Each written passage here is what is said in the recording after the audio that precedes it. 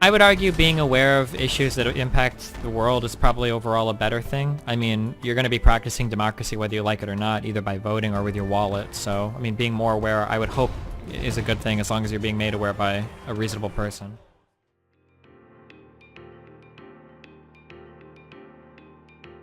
Yeah, I mean, to some extent it is, but I mean, I get a bigger fan base doing it. I get more views doing it. I've lost my Twitter doing it. I mean, so yeah, I don't know. It's hard to balance it out. There's a lot of pros and cons. I mean, I think personally I've become a more intelligent person by engaging in these conversations. I've learned a lot more. Yeah, I don't know. Overall, like, I would say by most metrics that I'm concerned with, I would say it was good.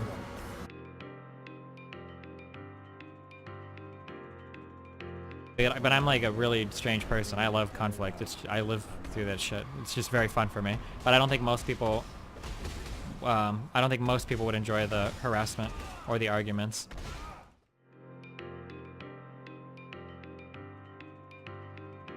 Yeah, it's happened before. I remember one guy specifically it happened with, but he wasn't, in terms of like big YouTubers or big online personalities, I don't know if I've ever budged anyone a micrometer. I don't think people hardly ever move. But I mean, you also have to consider that they probably somewhat financially, like emotionally and financially invested in their opinions, right?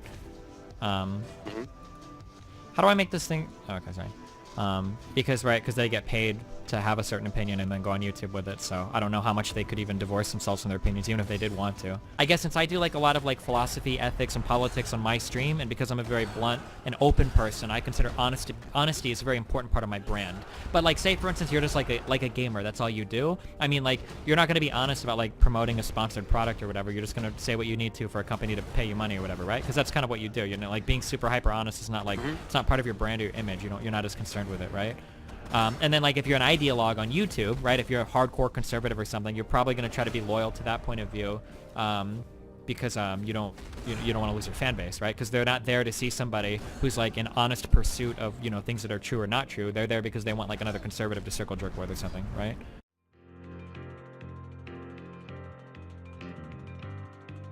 To be persuasive, it doesn't seem like they're very important at all.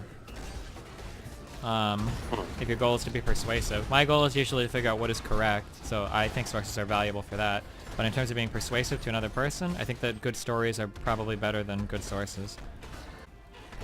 So being able to tell a story about like a friend that got their job lost because of an immigrant, or a college student that, you know, got punished for being a Jordan Peterson fan, those are going to be better stories than data showing, you know, how often these events actually occur. My fans I would hope, are more interested in the sources and the personal stories because that's the type of audience I've cultivated. But the general person who is into politics on like YouTube or Twitch is probably more interested in stories than sources or data.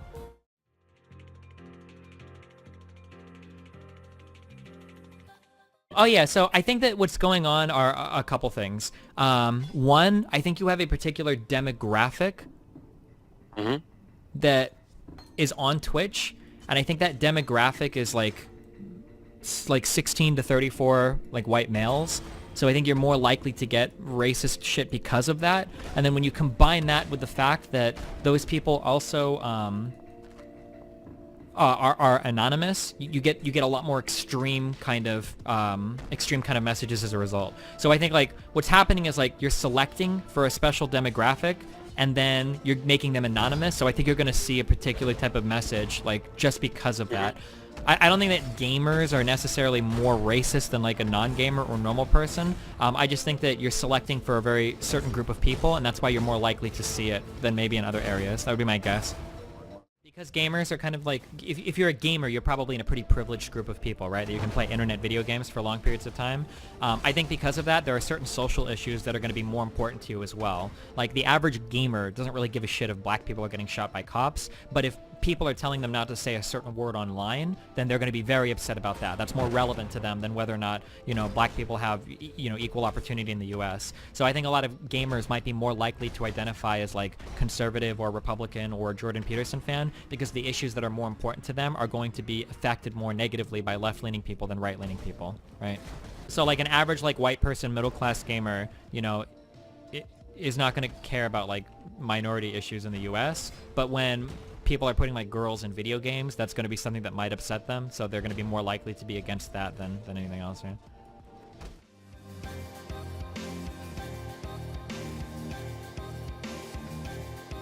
Um, that's a really long discussion. I don't know. It's hard to say. I mean, I can give a couple arguments on both sides. You know, on one end, you're working in entertainment. You know, nobody has a right to tell you how you should or shouldn't act as long as you're not violating the rules of any given platform. So, you know, and you know, at the end of the day, how much you get paid is how much money you can go after, right? So, I mean, that's on you. But then other people would provide a counter argument, and they would say, well, when you act in certain ways or certain stereotypical ways, what you're actually doing is you're perpetuating certain negative norms, and you become part of the problem by doing that. So, like, which argument has more weight? And then there's more nuanced parts to both of those points. I don't really know. I mean, in general, as long as you're not, like, perpetuating harmful stereotypes or whatever, I really don't care. You know, if you're honest or dishonest is whatever. But if you start getting to points where you're perpetuating negative stereotypes, then it becomes a lot more complicated at that point, you know? And that warrants, like, yeah, that's a very, very complicated discussion, I think.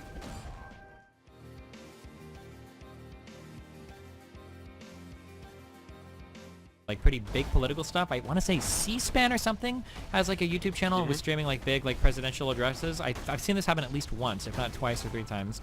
And then like Washington Post has like a Twitch channel now as well. So I mean, it looks like it's growing. Maybe there'll be an explosive push around the midterms. You know, as people try to reach out and influence people to go and vote in new ways. I imagine Twitch is probably an important platform for that. So yeah, maybe hopefully it'll just continue to get bigger and bigger.